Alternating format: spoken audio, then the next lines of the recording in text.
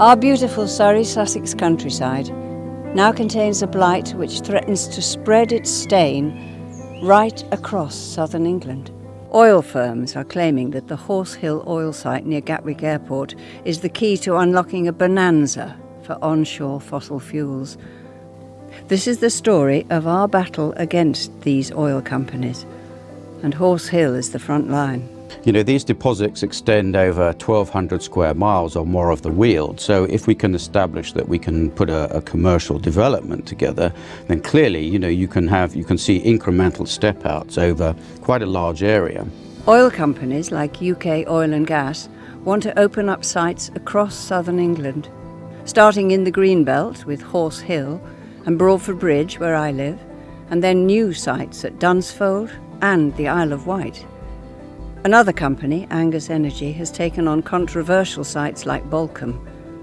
Local communities like mine want to protect the countryside and climate from this expansion and the threat of full-scale fracking. We have a right to stand up and say no to this industry and this company. They cannot dictate the law to us. This is gateway fracking at this site, and they are digging for hard-to-reach fossil fuels that should be left in the ground.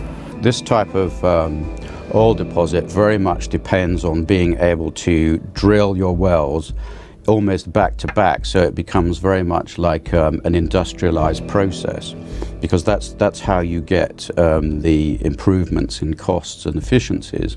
So generally you have to drill a lot of wells close to each other so you can maintain a certain level of production. If we get to that 1,000 barrels a day, that will make Horse Hill the second largest oil producing field in the onshore UK, and clearly we're looking to drill multiple wells, so you know, several thousand. We've probably all heard now about fracking.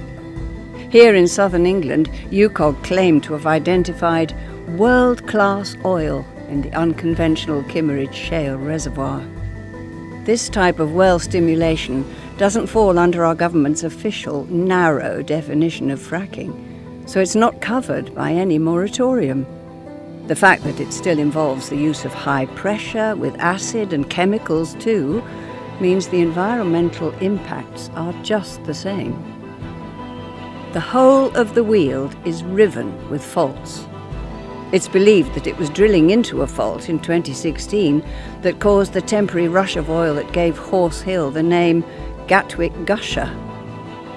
Drilling near faults can lead to contaminated water or earthquakes, like the one which coincided with UKOG's return to Horse Hill in 2018.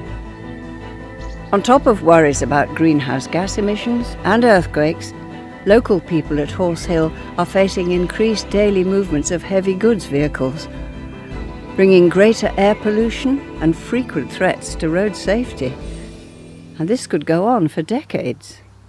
UK Oil and Gas have been developing the Horse Hill site since 2014, and Surrey County Council has supported their plans all the way, including approval in 2019 for a further 20 years of commercial production.